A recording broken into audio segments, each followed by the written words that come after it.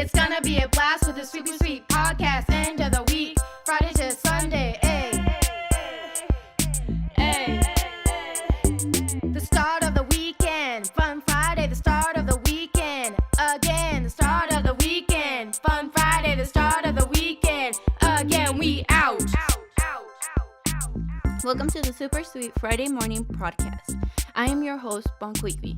Today we bring you 4 original pieces created by young people living at the Salt Lake Group Home.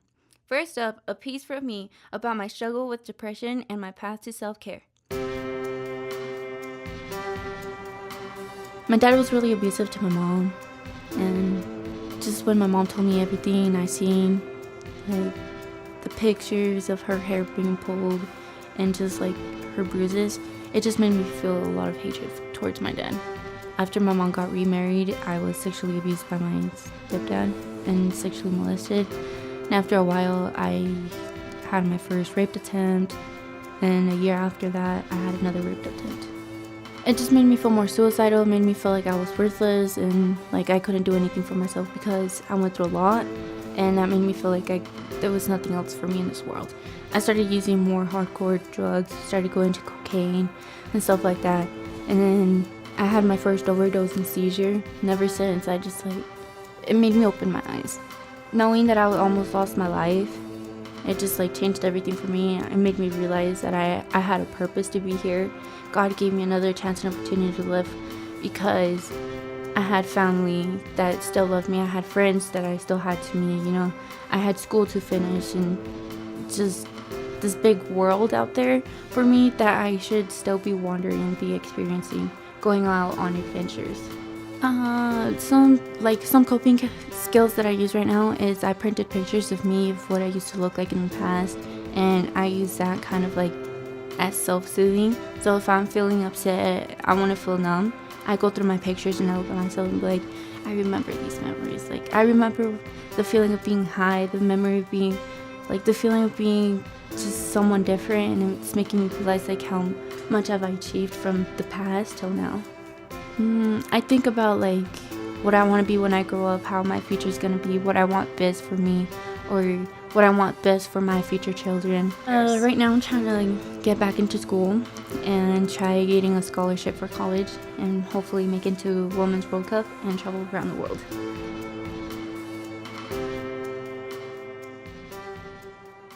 Next up, Misery Loves Company takes about trying to move forward through hard times.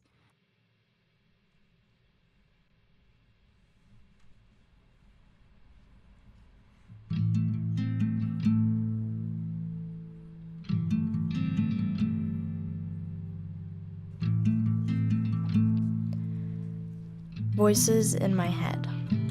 I need someone to talk to, so I guess I'll have a conversation in my head just to vent. All I ever had was gone by the age of 13. I had a choice to stay with an abusive family or go to my bio mother that I just barely connected with, just to find out when I finally made that choice, I was staying with a bio aunt I also had never met until then, who would leave me with 3 adults trapped in the ages to where they first got addicted to drugs. They said out loud with a vibe that I could not hear until I realized I'm addicted. They were the gates of hello, welcome to your family, the drug world loves Misery and Company. So come keep the family chain of addiction. From there, I went. A heartbeat that never ends, with a good day to a bad day, all at once because I said yes to the drug world. To the drug world, my whole life I said no to everything I've done now. 2 years later, I'm in a foster care. I'm counting for 2 years. Yeah, that's right, I got away from that house. But that addiction, that mentality never ends. Nobody knows my struggles to everyday life because more and more happens every day just because I want that high. 3 weeks ago, I was this poor girl who trusted a stranger to show her a near gas station. 4 a.m. to call her mother to say, pick me up, please. I haven't slept in 5 days or eaten in 5 days. But the stranger didn't lead her to the gas station. He led her to his house to try and rape her. I got away. I got to that gas station. My mom did pick me up, just so I could sleep for 2 hours to go to DT. I was on the run because I wanted to get high, so I went through all that trouble just to get molested by a 35-year-old man. Yet I still want to get high. Any high will do, just as long as I'm away from reality. Lately I've been feeling suicidal. The usual, but I keep fighting so I can strive to do something right. But all I have is a reminder all over my thighs. A reminder I'm slower-minded now because I chose to do any drug to escape from reality. Can I run away from this? Can I die and just go to heaven? Why am I here? Do I have a purpose, or do I just stop trying just because I'm making a choice to get high? Every chance I get doesn't mean I'm not trying. Thanks for listening, beautiful soul. You're all I have. I get so lonely I make my body and mind two people so I can vent. I'll talk again soon.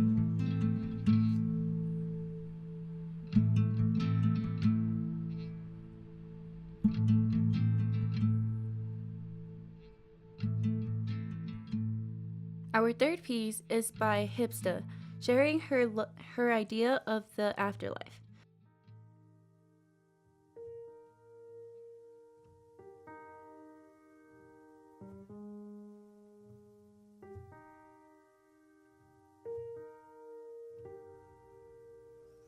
My idea of an afterlife is a heaven that is the perfect heaven you can ever be in. This heaven will have flying unicorns and flying Pegasus, and all-you-can-eat buffet. This heaven will also have the fluffiest clouds you have ever seen, with a soft bed that you can lay down and eat food all day long, with the sun shining on you all day and keeping you warm. What do I do in my free time? Every day, all day. Saving the world with Superman and Wonder Woman, catching robbers and bad people and give them a chance so they don't have to go to hell and go to the afterlife instead. If I had one wish, I would wish that I get to live forever with my family and everything that I always wanted. But it's alright, it'll be okay. Love is all I ever wanted, but in my real life, I got no love at all. I wish that in my afterlife, at least someone will love me right now. No one does. In my afterlife, I will sing my heart out and dance, and I'll talk to someone and spend my afterlife with them and talk to them so they'll love me. In the end, it all worked out. I finally got my friends and family to love me. The end.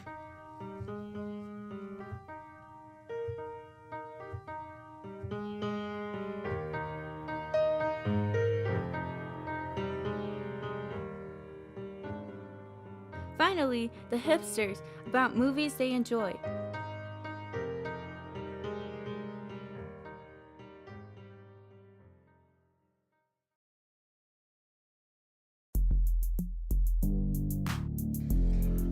Alright, so what is your favorite movie? Infinity Warfare. Alright, what do you like about the movie?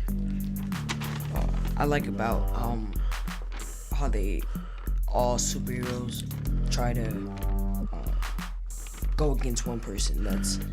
So they all kind of just combined up and went against him? Yeah. That's cool. What do you think they could have done different? Add more, like, instead of just one person, add like maybe like two or three people, like 2 more people, enemies that they're going against. So two or more bad guys? Yeah. I see. Was it funny? Yeah. Why? Because my favorite part was Spider-Man. How he's saying, "I don't want to die." It's just how that got me.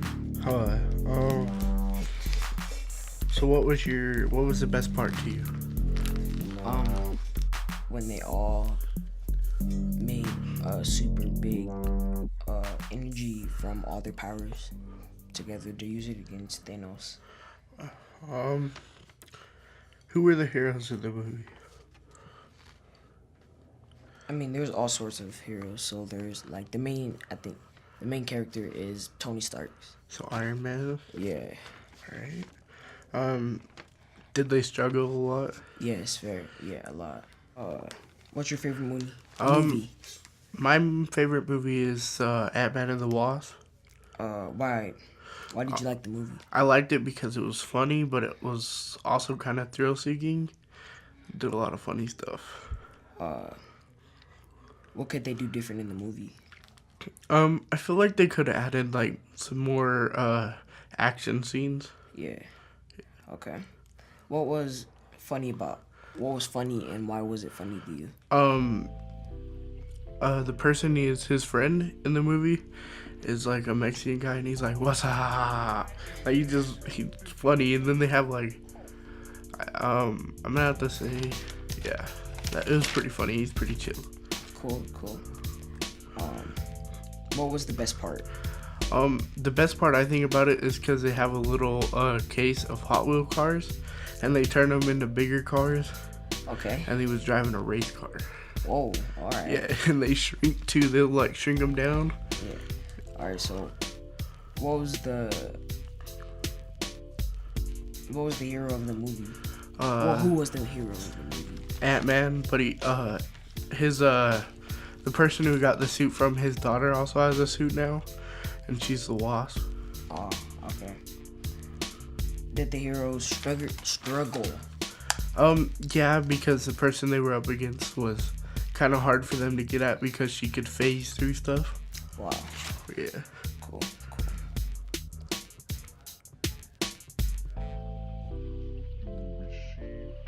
That's all for the Super Sweet Friday Morning podcast. Thank you for listening.